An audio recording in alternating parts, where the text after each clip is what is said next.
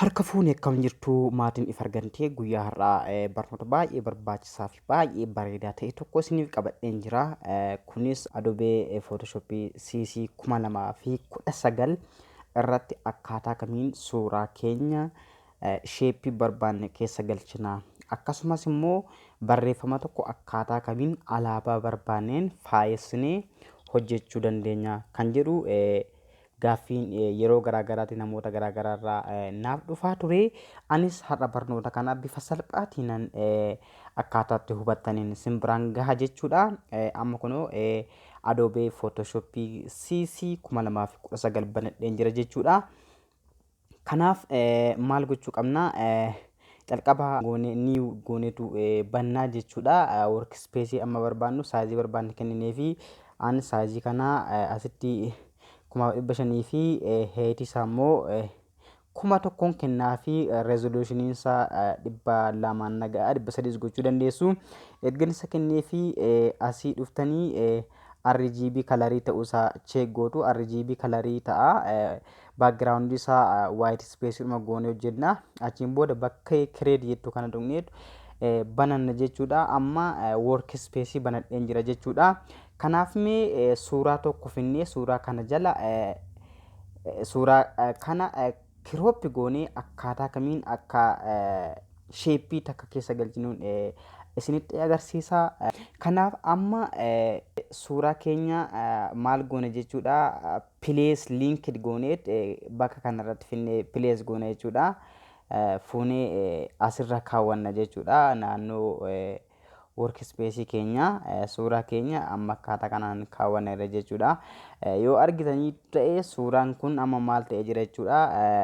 Bifa rectangleetiin jira. Ani immoo maaliin barbaade bifa eclipse yookaan circlein akkanaaf ta'uun barbaade. Kanaaf maal goonaa bakka suuraa keenya gajjallaa kanatti gadi dhufnee kaaneet ishii kana keessaa maal filannaa eclipse kana filannaa jechuudha. Erga eclipse filannee suuraa keenya kana dhufnee amma cut keessaa gochuu barbaannu akkaataa kanaan select goona. Select erga goonee gara barbaannetti illee qabnee move gochuu ni dandeenya. Kunoo azirtii waan ta'eef move gochuu ni dandeenya. Okay, goonee amma eclipse keenya saayizii ammamii crop nu gootee jirti kan jettu nutti mul'atti.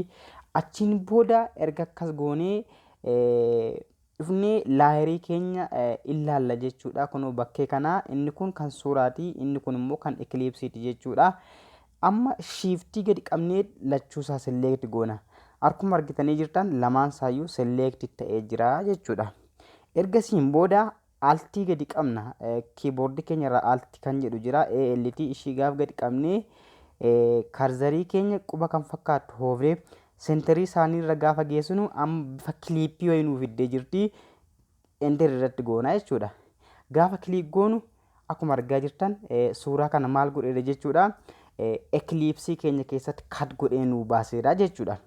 Amma lamaan saayyuu select ta'ee jira taanaan immoo asii move kana move tool kana filannee kaanee qabnee iddoo barbaanne geessuu dandeenya jechuudha. Akkuma argaa jirtan iddoo barbaanne qabnee wal faana geessuu dandeenya. Yoo barbaanne immoo isa lachuun ishee select taate irraa balleessinee kaanee suuraa keenya qofarratti kiliik goonee kaanee suuraa keenya akka barbaannetti achi keessatti adjust gochuu dandeenya jechuudha. Akkaataa kanaan adjust gochuu dandeenya. Yookaan immoo suuraa dhiibnee eclipse keenya irratti kiliik goonee erga show transform control kana goonee booda eclipse keenya akka barbaannetti guddisuu yookaan immoo boca ishii jijjiiruu ni dandeenya jechuudha. Akka barbaannetti boca ishii akkaataa kanaan jijjiiruu ni dandeenya jechuudha. Sinii galiira inni abdadhaa akkuma dura isinitti himee lachuusaa walitti qabnee oofuu barbaanne lachuusaa erga select goonee booda akkaataa kanaan hoofna jechuudha. Achi show goonee kana akkas goonee lachuu ishii walitti qabnee saayizii ishii xiqqeessuus ni dandeenya jechuudha. Akkaataa kanaan kaawwannaa jechuudha. Tolee barnoonni keenya inni lammaffaa immoo akkaataa kamiin barreeffama barbaanne tokko alaabaa wayitiin faayessinee barreessina kan jedhu ilaalla jechuudha. Kanaaf calqaba barreeffama keenya ni barreeffanna if argan teek kan jedhu ani akkaataa kanaan qopheeffadheera jechuudha. Kan halluu isaa rakkoon qabu. Ergasii maaliin godhaa ergan kana barreeffadhee amma alaabaa sana fidadhaa jechuudha. Asii dhufeen place linkedin jedha. Alaabaa kana qopheeffadhee as kaawwadheen jira. Isumaan fudhadhaa jechuudha. Alaabaa sana ergan fudhee asiin fidaa. Saayizii barreeffama kootii faana wal qixxeeffachuuf jecha barreeffama gubbaatti dabarfachuu nan danda'a. Asii laayirii koo keessaa barreeffama gubbaatti dabarfadhee show control layers jedhee ka'ee sirreeffachuu nan danda'a jechuudha. Amma alaabaan koo fi barreeffamni koo wal qixxaataa naa ta'anitti adii of jalaa qaba alaabaan kuni. Ergan akkatti sirreeffadheen booda amma otoon kiliippiin godhiin dura maal gochuun qaba? Barreeffama gara jalaatti dabarsuun qaba. Barreeffama jalatti dabarsee alaabaa kana gubbaan kaa'a. Ergasii asii laayirii lama qaba. Laayirii kan barreeffamaa fi kan alaabaa jechuudha. Shift godhee lameen shiyyuu select gochuun qaba. Achiin akkuma argitan lamaan isaa select naa ta'ee jira. Barreeffamni koo immoo asirraa hin mul'atu. Amma dhufeen akkuma kana duraa jechuudha. Mallattoo altii kiiboordii koorraa qaqqabeen walakkaa ishii kana fidee gaafan kaa'u akkuma argaa jirtan mallattoon kiliippii naa dhufteetti si'a tokkoon kiliik gadi godhaa gadi cukaasaa. Akkuma argaa jirtan barreeffamni kiyya maal ta'eera jechuudha. Alaabaa sanaan naa faayameera jechuudha. Amma baakgiraawundiin koo adii waan ta'eef badaarraa mul'atu. Mee baakgiraawundii kootti kalarii jijjiiru.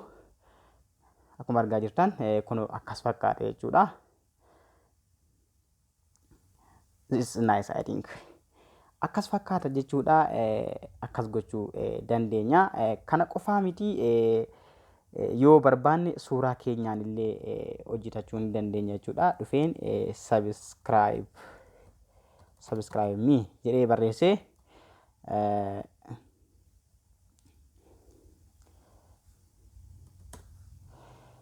subscribe me jedhee ergan barreessee booda dhufee faayil jedhee ammas place linked godhee kana filachuu nan danda'a. Ergan kana filadhee ammas akkuma duraan maaliin godha jechuudha. Ishee kana asiin balleessaa qoba guddifachuu ni danda'a yoon fedhe. Asii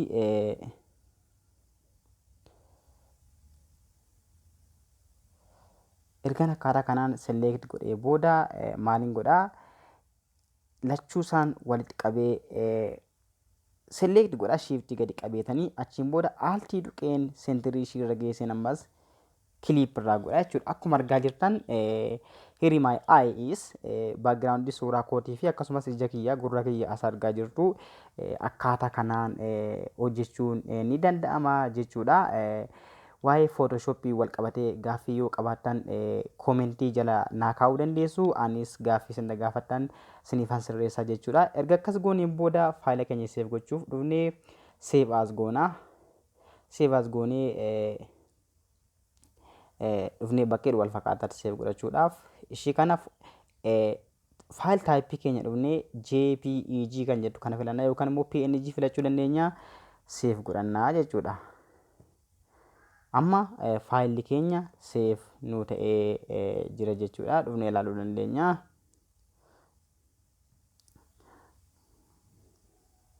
Kun jechuudha faayilli quality qabu akkaataa kanaan hojjetannee jira jechuudha.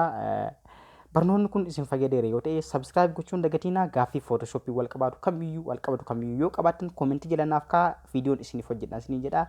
Galatoomaa.